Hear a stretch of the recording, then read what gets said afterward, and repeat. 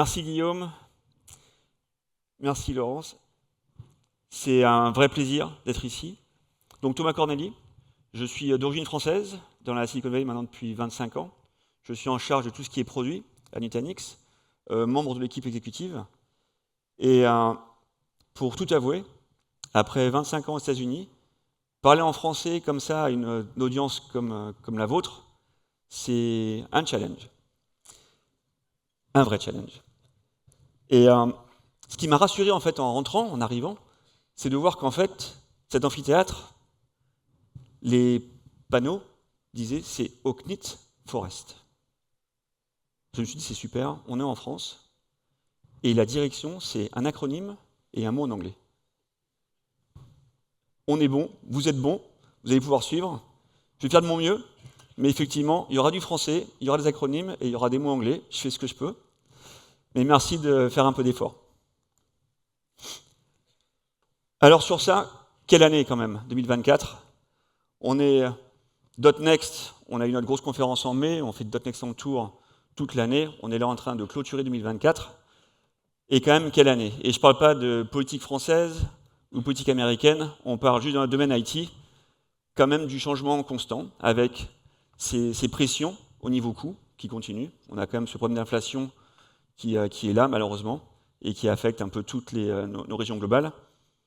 On a cette réalisation que le modèle, en fait, c'est le cloud hybride. Le cloud only, ça a ses avantages, mais ça a aussi un coût. Et il y a maintenant beaucoup d'informations sur le coût du cloud qui nous amène à cette stratégie d'hybride. Et puis ensuite, on a aussi toute cette innovation maintenant avec AI. Qu'est-ce que AI va faire pour les entreprises, pour vous, pour nous, en tant qu'employés? Et quels sont ces changements? Et donc, comment pour vous, vous pouvez naviguer tout ça? Tous ces changements, ils arrivent en plus de ce qu'on fait tous les jours. Gérer et délivrer les environnements qui ont la sécurité construite, la compliance, gérer les problèmes de talent. Quand on est en train de moderniser, il y a toujours la question de savoir, j'ai des équipes qui gèrent un environnement aujourd'hui, il va falloir qu'ils puissent upskiller pour gérer ces nouvelles plateformes, pour ces nouvelles applications. Ces problèmes de footprint, que ce soit au niveau coût, au niveau power, au niveau cooling, au niveau carbone, c'est quand même une vraie problématique. On est tous quand même sur une planète avec un réchauffement climatique. Je sais qu'on peut en parler en Europe, donc ça fait plaisir. Et puis après, tout ça, en ayant toujours des niveaux de résilience, d'availability, qui ne font que monter. Donc ça fait quand même déjà pas mal. Et puis ensuite, on a ce qui s'est passé, ce qui se passe tous les jours, et qui est vraiment devenu concret en fait en 2024. D'accord? L'acquisition de Broadcom VMware, dès janvier, on a eu nouveau portfolio, nouveau pricing, Broadcom fait des changements, nouveau go-to-market, et donc une disruption quand même qui est significative pour tous nos clients, pour tout notre écosystème, pour être tout à fait honnête, et puis pour nous-mêmes. Et donc, comment gérer tout ça? Et donc, quand on a des grosses questions, on se tourne vers nos amis analystes, Gartner en particulier, qui nous donne un peu de wisdom, comme on dit en anglais. Et cette idée, en fait, de standardiser sur une plateforme, cloud.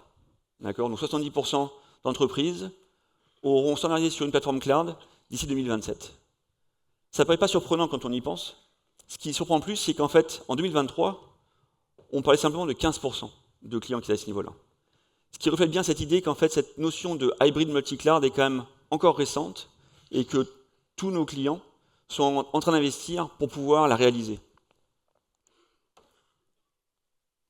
Cette notion de plateforme, elle est quand même cœur à Nutanix. Et ça, c'est un peu un petit résumé des 15 dernières années au niveau innovation. Et quand on parle plateforme, en fait, on parle, pour nous en tout cas, on parle technologie et on parle écosystème. D'accord? La technologie permet de faire des choses et l'écosystème donne de la valeur à la plateforme. Quand on a commencé, c'était une plateforme hyper-converged avec un use case principal qui était le VDI, EUC, et un écosystème qui centralisait sur VMware, Citrix, Microsoft et nos appliances avec Supermicro. On s'est rendu compte assez rapidement en fait que cette technologie pouvait faire plus que faire tourner du VDI et on a étendu. Et on a étendu notre vision, on a attaqué les bases de données, on s'est lancé sur moderniser l'infrastructure avec un portfolio beaucoup plus complet. L'infrastructure, le management, storage, base de données. Et on est passé software. Là encore, l'écosystème grandit. Dell, Cisco, Lenovo, HPE, tous ces partenaires qui, au jour d'aujourd'hui, sont tous des OEM de Nutanix, qui peuvent revendre une plateforme complète qui inclut notre software. En 2020,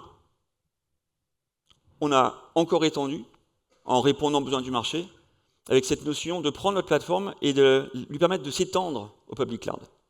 D'accord ? C'est là qu'en fait Nutanix a commencé à lancer un nouveau messaging. On était plus simplement en train de rendre infrastructure invisible. On parlait de dire, on est une plateforme pour le multi-cloud hybride. On prend la même technologie, on vous permet de la déployer de manière simple sur du bare metal as a service, que ce soit sur AWS, sur Azure, ou sur des partenaires au niveau écosystème, multi-service et service provider. Les use cases là, quand on parle de cloud, c'est Elastic, ça peut être cost optimisé. Elastic Disaster Recovery est un use case de choix pour complémenter un environnement on-premises. Et c'est vraiment le premier use case pour hybrid avec Nutanix pour nous. Mais on a de plus en plus de clients qui déploient les environnements complètement dans le cloud en voulant les gérer de manière équivalente, consistante, entre ce qu'il y a dans le cloud, ce qu'il y a à l'edge et ce qu'il y a dans leur cœur. Et ça, c'est un peu nouveau. C'est quelque chose qu'on voit de plus en plus, mais c'est quelque chose que quand on a commencé, on parlait de vision, on la voit se réaliser de plus en plus. Et maintenant, on est ici, en 2024, l'orée 2025, et là, nouvelle phase d'innovation pour Nutanix, d'accord, avec un focus très clair, Cloud Native et Data Anywhere, avec une key workload qui va être Enterprise AI, avec une technologie de cœur au niveau infrastructure qui va être Kubernetes. Nouveaux produits, on a parlé de NKP, on a parlé de NDK, nouveaux projets avec Beacon, et nouveaux partnerships avec NVIDIA, Red Hat OpenShift, et AWS EKS. Cette slide-là, en fait, elle reflète vraiment 15 ans d'innovation à Nutanix. D'accord ? Et tout ça, c'est fait en réponse aux conversations qu'on a avec les clients, qui sont tous focus sur ce que leur business leur demande. Et le business, il a des initiatives stratégiques qui se focus sur le multi-cloud hybride, applications modernes, Cloud Native Applications, et tout ce qui est Enterprise AI. Ça, c'est ce dont on veut parler. Ça, c'est ce que vous voudriez pouvoir passer votre temps à faire. La réalité est un peu différente, malheureusement, comme on le sait, avec des environnements legacy qui sont coincés sur les 3 tiers, avec Broadcom qui vous pose des problèmes, et finalement avec une transition qui est de legacy à ce qu'on veut faire, qui n'est pas du tout directe. Et c'est un peu là que Nutanix arrive. Et c'est un peu là le cœur de notre stratégie. Vous avez ici, en fait, nos 2 piliers stratégiques. Un premier pilier qui correspond à notre histoire, qui est d'aider les clients à moderniser VMware et à évoluer leur plateforme, à prendre le bénéfice de l'hyperconverged, de notre automatisation, pour tourner un environnement hybride multi-cloud de manière plus efficiente. Mais aussi avoir une plateforme qui vous sert d'accélérateur à ces initiatives stratégiques, qui va vous donner en fait les fondamentaux pour faire du cloud natif, anywhere, avec la donnée, et vous donner ces fondamentaux pour en fait déployer des applications Enterprise AI de manière secure, en contrôlant le cost et l'availability on-premises.